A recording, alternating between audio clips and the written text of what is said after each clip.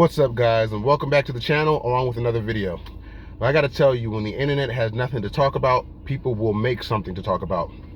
Now, what I just recently heard was that people were having an issue with the fact that an actor from Netflix's live action anime adaptation One Piece was receiving more money than the actress Tatiana Maslany, who played She-Hulk for Disney. Now, first of all, I don't even see why that is an issue. I don't know if people are trying to make it a gender problem or whatnot, but Netflix and Disney are two separate companies. They're two different actors and actresses.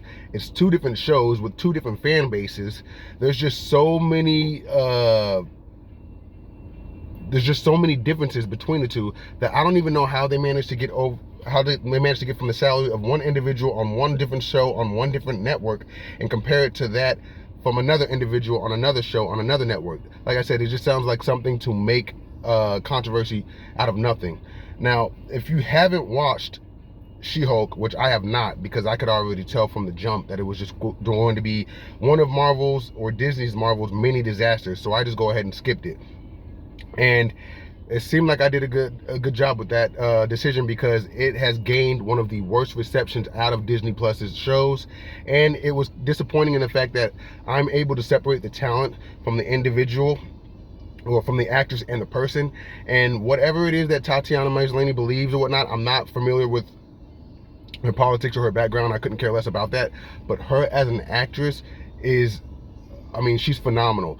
I was first introduced to her from BBC's Orphan Black, and the first two seasons were a stellar representation of what this woman is capable of when she's given material to match her talent. So she was one of the reasons why I was thinking about checking it out. But once I saw the trailer and I heard the reception about it, I just decided that it would be best to remember her in the light that I did from Orphan Black, as opposed to seeing her trudge through this disaster of a show.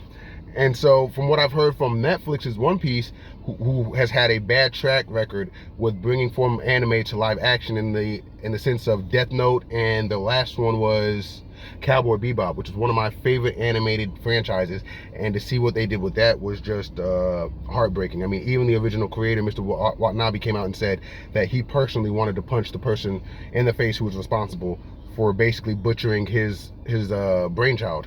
So that didn't go over too well. But from what I've heard, as far as One Piece is concerned, even from people who don't watch anime, they've said that, I mean, it's far better than what they expected. They were hooked on it. They enjoyed the cast and the characters, the world that they introduced, and that you can tell what it's trying to be. It's not too ham-hocked, but at the same time, it's not too over the top in terms of like how the anime is. It's a nice equal blend, and I haven't checked it out yet, but like I've said, they basically got greenlit for a second season. So as far as Netflix concerned, who they said this show is one of the most costly shows that they produced on the show. I think it was like $18 million per episode, and that's not even including the salaries of the people playing these characters.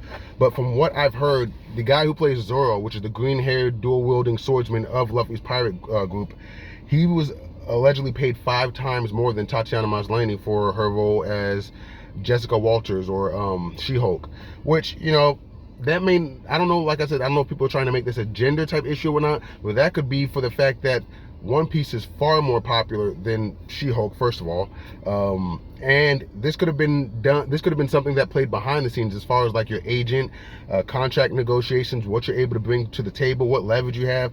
I mean, there's so many different factors, as opposed to the fact that this person on this show from this network got paid 5 times more than this other person. Like, I don't even see why we're doing a comparison here. But if this is the case, if people do have a problem with that, then yeah, that's how shows work. The more success that you bring to it, usually you have more leverage to increase the amount of money that you brought.